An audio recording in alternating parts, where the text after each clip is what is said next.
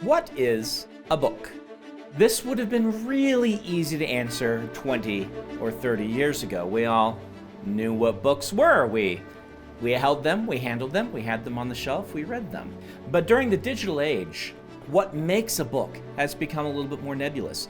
Is it the physical product? Is it the words in the product? I've always believed that both are really important.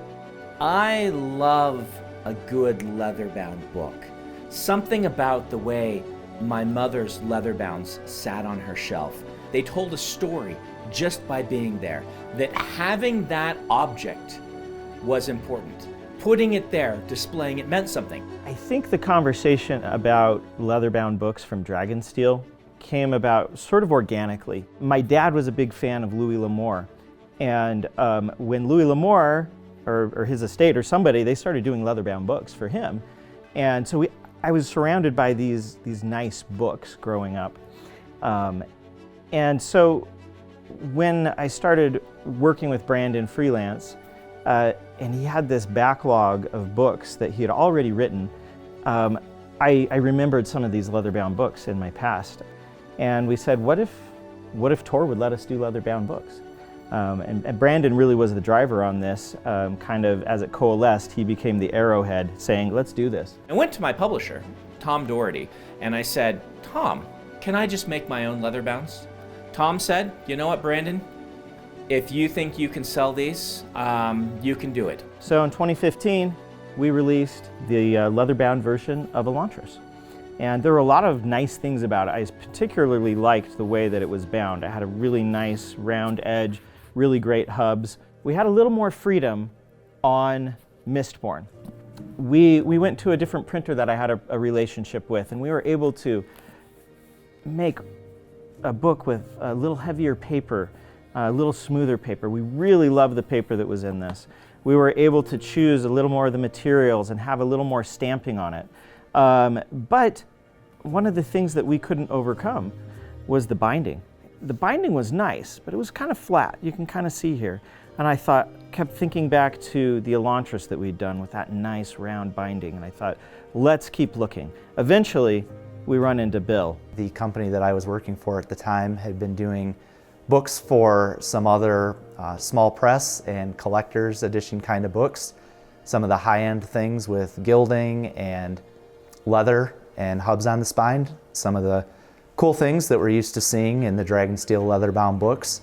And so I connected with Isaac, and we worked hard to get some books done there, and we just kept the relationship going until we ended up where we are today. Hey guys. Hey, how are you? Isaac. Rick Jennings. Hey, Isaac, Steve Kendall. Nice to meet you. Meet you. Donna Johnson, nice to meet you. Good to meet you. Good to see you guys again. Good to see You too. Should we head on in? Take a look. Looking forward to this. All right. All right.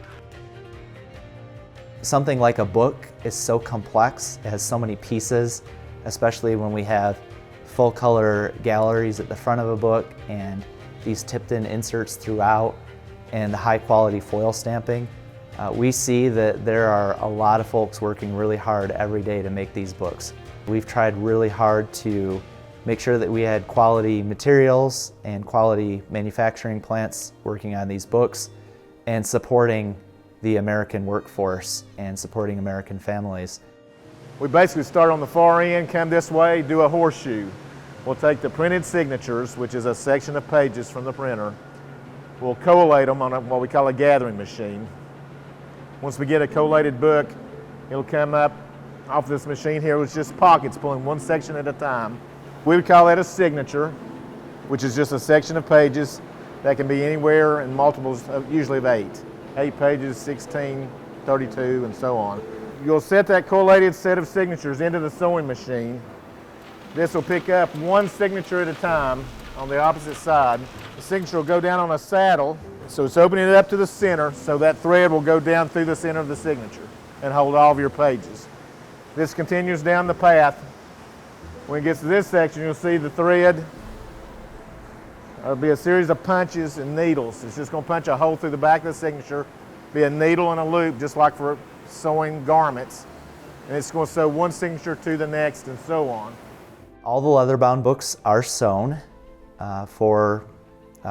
partially for permanence and partially for, these are expensive leather-bound books. They are what's considered a deluxe book. All deluxe books in the market are generally always sewn.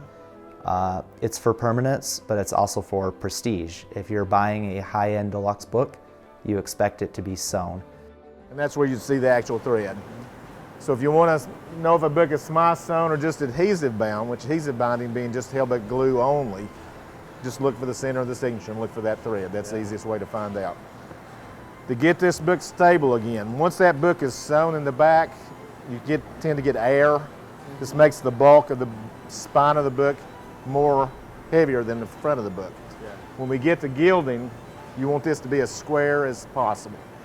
So we have to take this book over to a process we call nipping. All it is 2 metal jaws that's going to come in and compress the spine of this book to put as much pressure as we need to get the bulk of the back to match the bulk of the front. So if this measured 3/4 of an inch and this was 5/8, we didn't have to hit this hard enough to get 1/8 of an inch out of that. But the book is just held by hand, and the operator actually has to hold it because those signatures will want to push forward as that pressure is applied. But we're going to hit every book, smash that to get that down flat. And that would be called a nipped book block. From there, we'll take it to a trimmer. So that book block is going to feed in here, go forward. These 2 blades are going to come down, trim 1/8 of an inch off the head and the foot. And then after these blades come up, that blade in the front comes down, cuts the front. Then you'll get a smooth edge cut book here as compared to here where you see the rough edges and the closed heads. That would be considered a finished book block in a trade binder if it was not going to stain or gild. That book is finished except for having the cover applied around it. Whereas here we're going to take it to a separate operation across the aisle where we'll do the staining and or gilding. That's what we'll look at next. Here we're doing edge staining. Edge staining is just like spray painting your car. We use an aqueous-based stain, water-based, or we can use solvent. A lot of times for black, customer wants it a dark, rich black, we can order it as a solvent. But for the most part, I'd say 90% of what we do is water-based. But all I do is taking a stack of books, putting on what I call a lazy Susan, a spinning wheel, and they're just spraying the 3 edges and trying to keep the consistency as much as you can from one book to the next. Now in gilding, you take this trim book block. The first thing we do is called building in. Trying to get those books as level as possible and each book the same. Push it down under air pressure, decreases that bulk to where I can get this steel clamp around it. These 2 sanders are cross sanders where the sandpaper is going against the grain of the paper. Sanding cross grain allows you to cut the book, keep it square, allows you to do more cutting without destroying the distortion of the book. So we got 2 different coarse grit belts. He's sanding with the first belt here. Again, that pad's just putting pressure on the paper. After he does with that edge, he'll go under a second belt, which can be the same grit or it may be a finer grit. It changes per job. All right, this is after just the cross cut. You can feel the difference here compared to, all right, again, now we've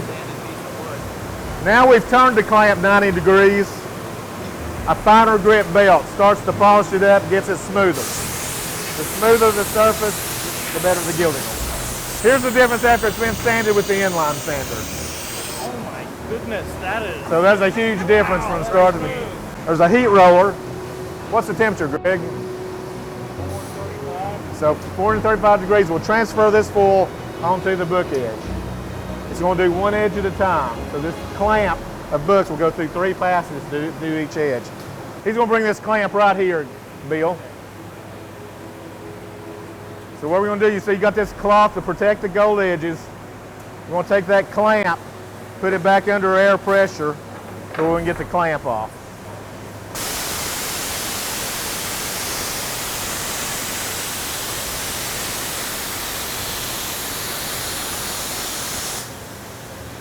I'm going to grab one from you real quick if you don't mind. There you go. Thank you.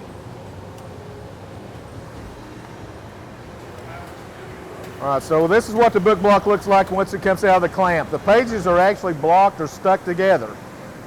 So what he's going to do is, we call it fanning. He's going to fan that book back, and that breaks that gold away.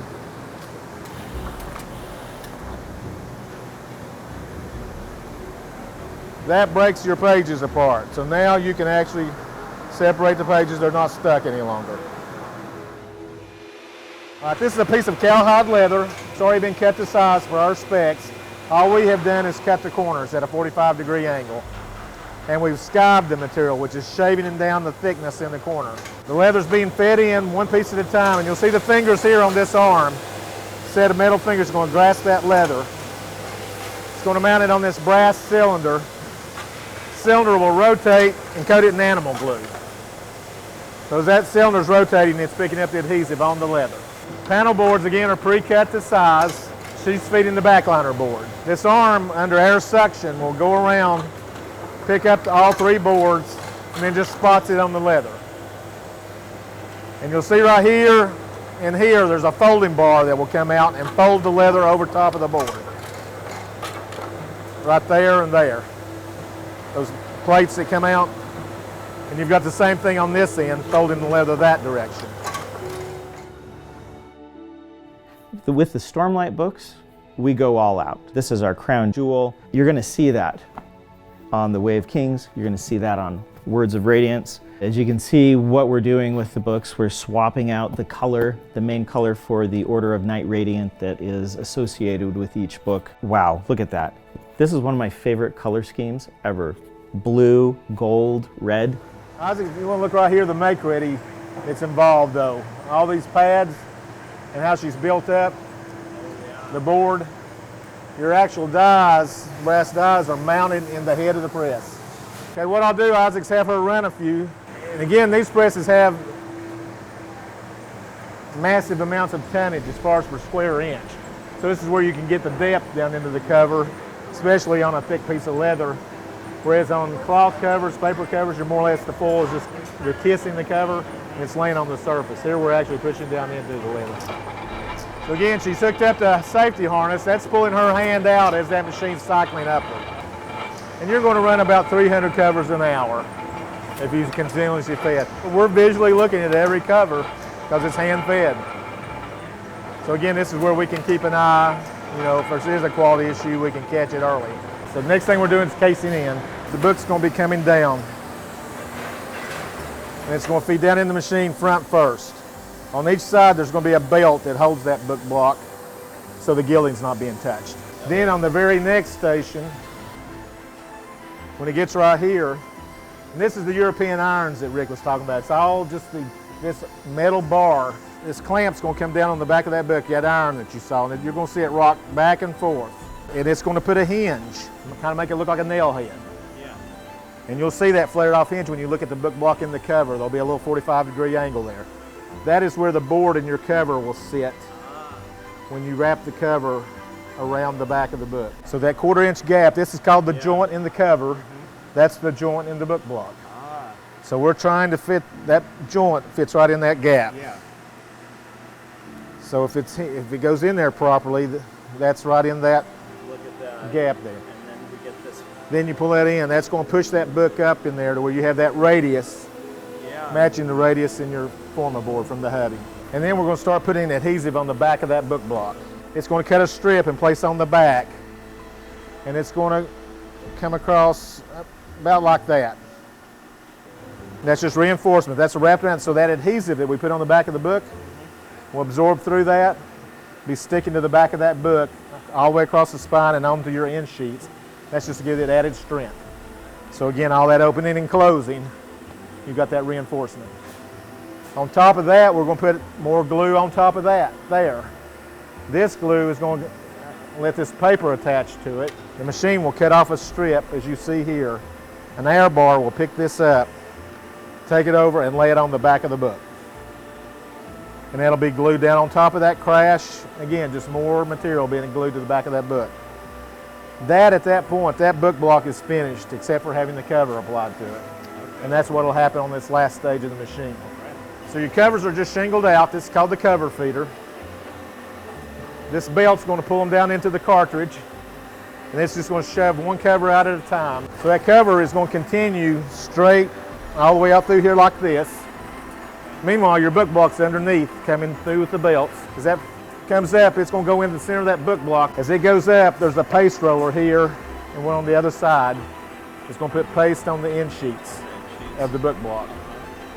So here you got your pasted book block. It's going to come up into the center of the cover. That cover is going to fall down on each edge. So now you've got that glued end paper sticking to that raw board. So that book will come out and it's going to fall on the belt here and it's going to come out. Book block in the cover, go into this section of the machine, which we call the cooker. That book block's will be coming down the machine like this. It's just a series of heated plates, putting pressure, pressure, pressure. Just making sure that paste is being spread out evenly, and it's sticking. Book's discharged, it's finished. Goes down a conveyor belt, you'll see a series of inspectors. We'll be picking up each book, make sure nothing's cased in upside down. It's square in the case, it's pushed back tight in the case. The gilding's not been scratched. Anything that can be defective, we try to catch at that point. Right. If it passes inspections, back on the belt, it goes into the shrink wrap machine, shrink wrap, then whatever type of packaging spec'd after that. Well, we hope to come back. Man, I appreciate it, dude. Yeah, thank you for the tour. Well, we appreciate the business. I know you've heard it from everybody, but truly, if your business, well, you've got over half of our workforce running today, and we're not just doing it for show. You can ask Bill. You've had us in the schedule all year. I said it wasn't for show that their work was all over the plant floor. When we started this, I thought, well, this may last a year or two, so I can figure out what I want to do. I would have never dreamed it'd be another almost 20 years. Let's keep it going another 20. Yeah. Or more. If I'm allowed to see 20 years. Again, I appreciate you. Thank you. Thank God. I love beautiful books, and I love that we get to make them in a way that is accessible to the fans who love the books.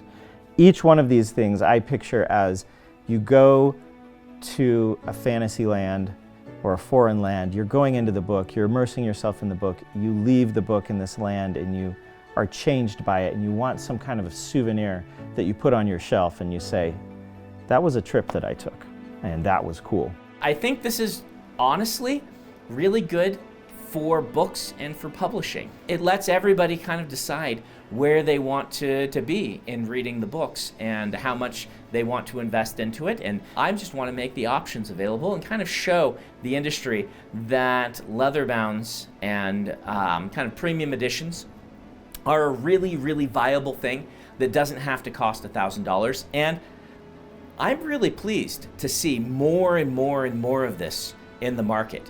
I feel like after we led the way with doing our first leatherbounds some 10 years ago now, a lot of people have seen that this is viable. And we're seeing a lot more different variants of books available and lots of different methods of binding and lots of different styles of covers and lots of different interior art and things like this. And I like to think that I was a significant factor in a lot of people deciding to try a little harder with some of these premium editions of books. And so I'm happy because I feel like the industry is changing a little bit and we have these wonderful things that we can put on our shelves, and I hope to lead the way many years into the future. What does the future hold? We're going to try to keep making the best leatherbound books that we can. Leatherbound, specialty books, all of these things. That is our commitment, is to use nice quality materials and get them to you so that you can be proud of them on your shelf. And I can't wait for you to see what we have coming up. But for now, pick up what is the finest book that we have produced to date.